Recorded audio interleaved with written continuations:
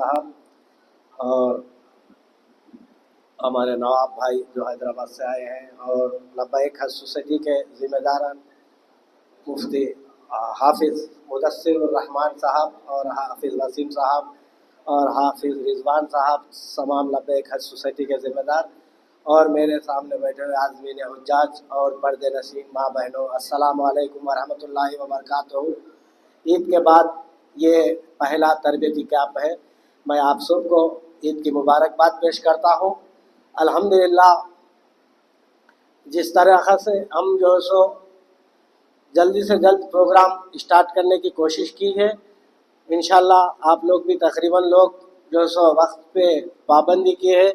अल्हम्दुलिल्लाह थोड़ा technical problems के लिहाज से एक 10 मिनट में स्क्रीन जो है सो क्लियर होएगा वो, और एक टेक्नीशियन आ रहे हैं, तो मैं जब तक एक जो ज़रूरी बात है वो बता दूंगा इंशाल्लाह।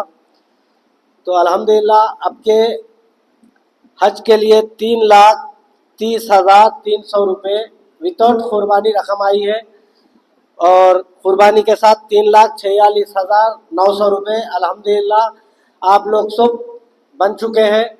और जो कुर्बानी अपडेट नहीं करे थे वो लोग, अगर अपडेट नहीं हुआ, कई लोग जो है सो मेल करे, उसके बाद वो लोग का किसी का अपडेट हुआ, किसी का अपडेट नहीं हुआ, तो मैंने कहा था कि जो मेन रकम है वो आप लोग वक्त के अंदर पे कर लो, उसके बाद फिर कुर्बानी अपडेट करा के कुर्बानी के पैसे अलग से फिर बन ले सकते। तो इसी तरह जो हर साल जो 1-2 साल पहले 4,05,000 ऐसा हज कमेटी हाजियों से लेती थी, उसके बाद उनको 2100 रियाल जाते खुद रकम हज कमेटी वापस करते थे, क्योंकि ये खर्चे के लिए। तो इस साल वैसा नहीं है, जो रियाल से अपन खुद यहाँ से खरीद के लेके जाना। तो ये खरीदना यहाँ करीमनगर में भी खरीद सकते हैं, या कोई आपके सऊदी में है तो उनको बोल के वहाँ पर भी रियाल आप ले सकते, या नहीं तो हज कमेटी में दारुस्सलाम और स्टेट बैंक ऑफ इंडिया और तकरीबन बैंक्स के जो सो काउंटर्स लगे हुए रहते हैं, और कॉम्पिटिशन 10-20 पैसे कम का रेट भी लगा हुआ रहता। आप यहाँ से अमाउंट लेके जाके वहाँ पर ही हज हाउस में आप एक्सचेंज करने की फैसिलिटी रहती, तो आप वहाँ पर फैसिलिटी कर ले सकते।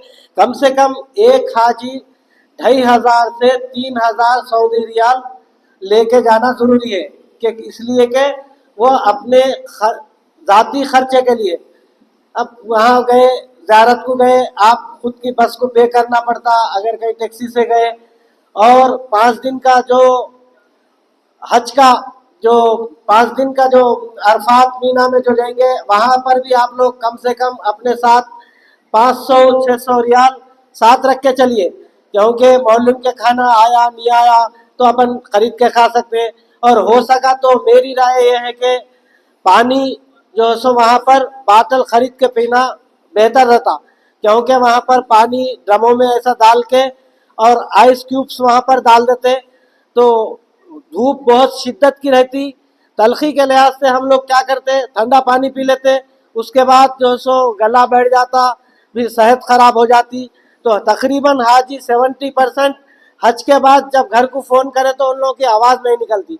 वजह यह है कि हम ठंडा पानी इस्तेमाल, अगर थोड़ा बर्दाश्त करके हम अगर गर्म पानी पी लिए और अगर कुछ बाटल ख़रीद के ले लिए पी लिए, तो अपने सेहत को आसानी से संभाल सकते हैं। फॉरेक्स के कार्ड का जो है सो एक स्पेशल काउंटर रहता, मेन ब्रांच में है। मैं हो सका तो उनका नंबर भी आप लोगों को और डॉक्यूमेंट्स क्या है उनसे रब्त करके मैं ग्रुप में डालूंगा इंशाल्लाह। उसकी सहूलत रहती, मगर उसके भी पैसे चार्जेस थोड़े करते हैं, लिहाजा बेहतर यह है कि अपन कैश लेके जाना बेहतर रहता। और हर एक की तमन्ना होती है कि काबे का दीदार करूं। कई दिन से आप लोगों का जो सो ख्वाहिश थी, तमन्ना थी कि कब मैं काबे का दीदार करूं। इंशाल्लाह बहुत जल्दी आप लोग 1 महीना या 40 दिन में इंशाल्लाह, अगर पहले फ्लाइट्स मक्का के होंगे तो आप लोगों को दीदार हो जाएगा। तो अब जाने से पहले आप लोग बहुत ही एहतियात से चलना है, गाड़ी चलाने पे हो दो या कुछ भी हो, दावता हो दो, हर चीज़ को आप अपने नज़र में अपने को सफ़र करना है, और खैर खूबी के साथ जाके खैर खूबी के साथ आना है बोल के ये दिल में रख के आप लोग एहतियात करिए। अब यहाँ पर थोड़े दिन पहले रमज़ान से पहले एक हाजी साहब जो लोग जाने वाले थे, उनका जो है जगत्याल में एक्सीडेंट होगा, तो उनके घर वाले अब नहीं जा सक रहे। तो ऐसे कुछ जो सो हादसात पेश ना आए। और एक हाजी साहब को कोई गाड़ी की टक्कर हुई तो उनका पैर फ्रैक्चर आया। तो ये सब चीज़ आप मद्देनजर रखते हुए एहतियात करिए। अल्लाह से दुआ करता हूँ कि आप लोगों का हज आसान करे, सहूलत के साथ जाइए और आइए। और जो फ्लाइट शेड्यूल है इंशाल्लाह एक 10-15 दिन में आप लोगों को मालूम हो जाएगा। तो फ्लाइट शेड्यूल्स जब आएंगे तो हर एक को डेट, पहले क्या था, डेट जो है सो फलाने डेट को ये फ्लाइट में आपका टाइम के साथ जो है सो आप लोगों को आ जाता था, ये टाइम पे जाना है, ये डेट है बोल के। अब जो है सो सहूलत दे जा रही है, आप लोग कोसे दिन कोसे फ्लाइट से जाना है वो आप लोग ऑनलाइन में अपडेट कर सकते हैं। ये साल से करने वाले हैं। तो गुज़िश्ता उससे पहले साल क्या था, हाजी का जो डेट है वो डेट से 48 घंटे पहले हज हाउस को जाके कोई ना कोई हाजी के तरफ से जाके रिपोर्टिंग करना रहता था। तो रिपोर्टिंग इसलिए था कि हाजी पूरी तरीके से फ्लाइट में जाने के लिए तैयार है। तो इसलिए वो रिपोर्टिंग के बाद आपको, अगर आप रिपोर्टिंग कर दिए उसके बाद अगर नहीं गए तो आपको पैसे नहीं आते, तो फ्लाइट टिकट के पैसे चले जाते। इसलिए रिपोर्टिंग जो टाइम है वो जो सो टाइम आए बाद मैं ग्रुप में आपको इतला देता हूँ, वो हिसाब से आप लोग ऑनलाइन कर लीजिए, डेट सोच समझ के कर लीजिए। फिर क्योंकि चेंज नहीं कर सकते, वो हिसाब से चलिए आप। और जो वहाँ पर आप लोगों को अजीजिया में रखा जाएगा, अजीजिया से मक्का मुकर्रमा को जाएंगे तो आपको सेंट्रल हज के जो है सो बसेस रहते, आपका मकतब जो रहता वो मकतब का बस नंबर पे लिखा हुआ रहता, वही बस में आप लोग चढ़ के वहाँ पर जाना। उसके बाद वो टर्मिनल पे छोड़ेंगी, तो टर्मिनल से आप जो सो ऊपर काबेतल्ला की तरफ जाएंगे। ऊपर ऊपर में गए जब आप जो सो वहाँ से आप जो सो जुजर से जैसा गए फिर वापस भी वही रास्ते से आके आप अजीजिया को आना पड़ता। ये बसेस 5 दिन पहले बंद कर देते और हज के 5 दिन बाद भी बंद कर देते। अगर हज से 5 दिन पहले या हज के 5 दिन अगर जाना है तो खुद की टैक्सी से जाना पड़ेगा। और जब एहराम का कपड़ा अपने साथ, एक नीचे की चादर कभी भी एक बैग में साथ रखिए, क्योंकि कभी कुछ खराब हो गया या कुछ भी गिर गया, कुछ मैला हो गया तो वो चेंज कर लेने के लिए एक एहराम का कपड़ा अपने साथ रख लीजिए। और जो अभी तो बहुत सहूलत हो गई, तकरीबन बाहर के हाल में भी वजू खाने और जो सो टॉयलेट्स हुए लगे हुए हैं।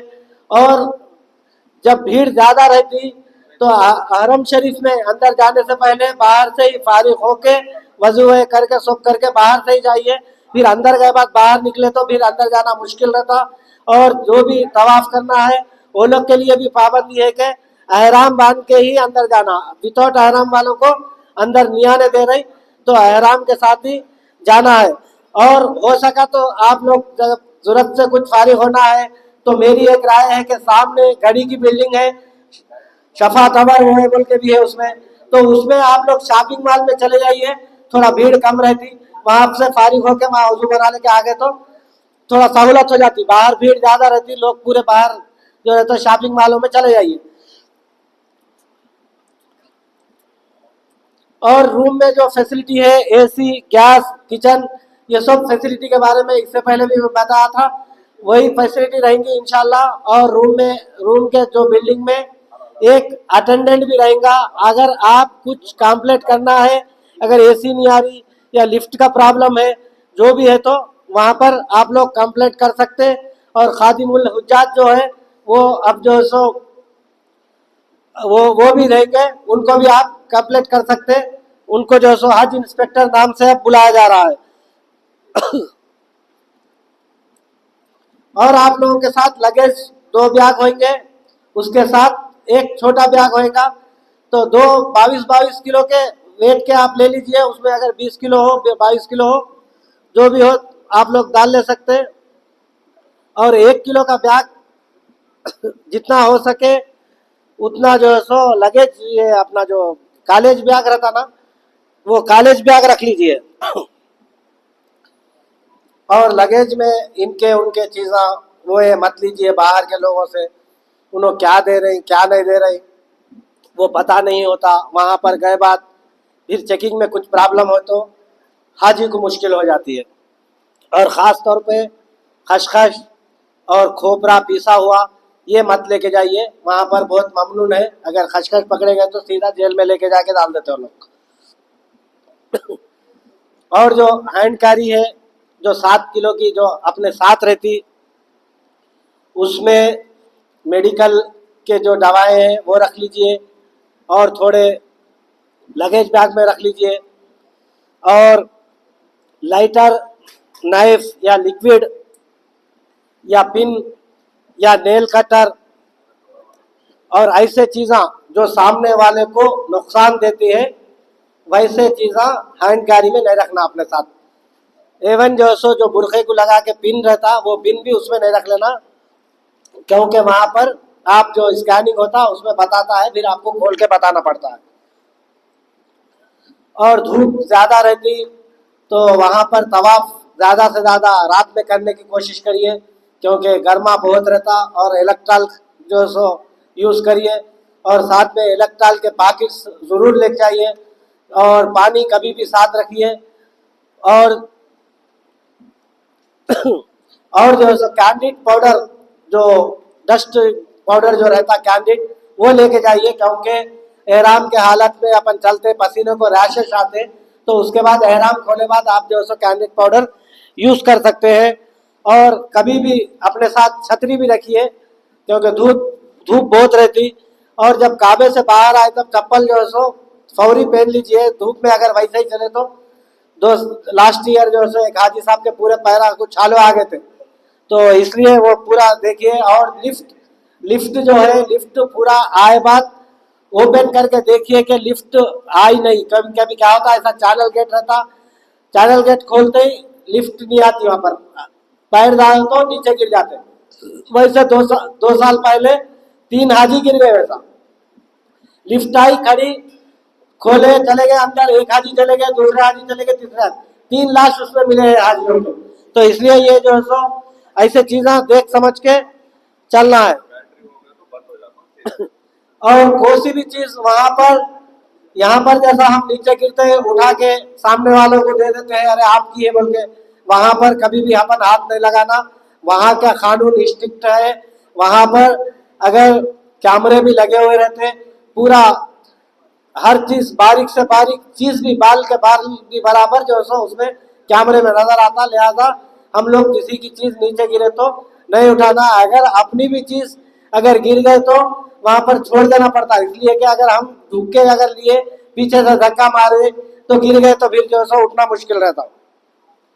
और जब अरफात में जाएंगे आप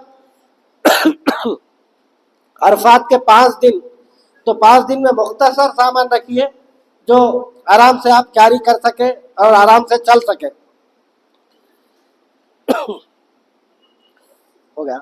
और मीना में जो ट्रेन फैसिलिटी देंगे आप लोगों को, तो थोड़े लोगों का मौलिम देता है, थोड़े लोगों को नहीं देता है। जिसका ट्रेन फैसिलिटी है वो लोग को एक ट्रेनिंग का जो है सो, ट्रेन का जो है सो एक पट्टा आता है, वो हाथ को लगा के रखना, उसके ऊपर 1 नंबर स्टेशन 2 नंबर लिखा हुआ रहता। तो 1 नंबर स्टेशन वाले 1 नंबर से जाना, 2 नंबर स्टेशन वाले 2 नंबर से जाना। और एक नुसुक ऐप है, वो नुसुक ऐप आप डाउनलोड कर लीजिए, उसमें पूरी तरकीब रहती वहाँ पर। और रोज़े मुबारक पे जाने, रियाजुल जन्ना पे जाने के लिए भी वो नुसुक ऐप का इस्तेमाल करना ज़रूरी है। वैसी हज कमेटी की तरफ से एक हज सुविधा ऐप भी है, वो ऐप भी यहाँ पर इंडिया के कोई से भी नंबर से, किसी के नंबर से भी आप डाउनलोड कर लीजिए। OTP आता, वो उससे क्या है, आप लोग का लोकेशन और उसमें एक SOS बटन रहता, वो SOS बटन अगर आप इमरजेंसी में दबाए तो आप कहाँ भी रहे वहाँ पर हज इंस्पेक्टर और वो लोग आपसे कंसल्ट करते हैं। आप अगर आप कुछ परेशान हाल है या कोई गुम गए या अपना लगेज गुम गया, तो वो उसमें हज सुविधा आप में पूरे अपलोड होके रहते हैं, उसमें आप हज सुविधा आपसे आप उसका फायदा उठा सकते हैं।